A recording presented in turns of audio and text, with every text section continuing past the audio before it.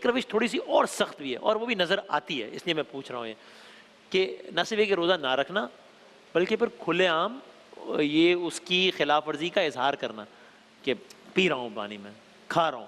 میں نے خود سنے بھی ہے ایسے الفاظ کہ یار اب نہیں رکھا ہے تو اب میں اللہ سے نہیں ڈر رہا تو پھر اب یعنی اللہ معاف کرے کہ میں کانوں سنے الفاظ تو پھر اب ٹھیک ہے نا، نہیں رکھا تو نہیں رکھا بھائی. تو کیا یہ بھی ہے کہ بھائی اگر نہیں بھی رکھا جو کہ جس کی کوئی جسٹیفیکیشن نہیں ہے تو یہ اور خطرناک معاملہ ہے کہ کم از کم یار کھلے عام تو خلاف ورزی تو نہیں کرے گا.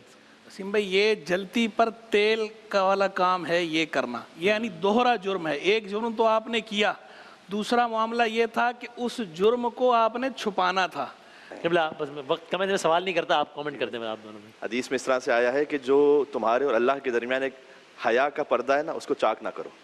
اچھا ہاں ہاں بہرحال ایک حیا کا پردہ ہے، اس کو چاک نہیں کرو. تم اس کی سادہ سی مثال یہ ہے کہ جو سگریٹ نوشی کرتے ہیں وہ والدین کے سامنے میں نے دیکھا ہے ایک دم وہ آتا ہے ہاں تو کیوں کر رہے ہیں تو آپ جب میں اپنی ہیلتھ کا خیال نہیں کر رہا تو ان کا تو پھر کیوں نہیں کر رہے؟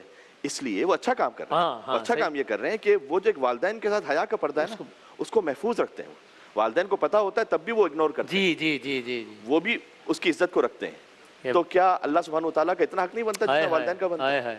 تو آپ اس حیا کے پردے کو چاک نہ کریں. سبحان اللہ. اگر فرض کیجئے کہ کسی وجہ سے بہرحال یہ گناہ ہو رہا ہے تو اللہ تعالیٰ سے بلکہ دعا کریں کہ پروردگار میں یہ نہیں رکھ پا رہا خواہشات نفس کی وجہ سے کسی اور وجہ سے، تو مجھے توفیق دے کہ میں رکھنا شروع کر دوں. کاش یہ ایک تصور آ جائے اور کاش یہ خیال آ جائے تو شاید کبھی توفیق نصیب ہو بھی جائے گی. تو ایک تو یہ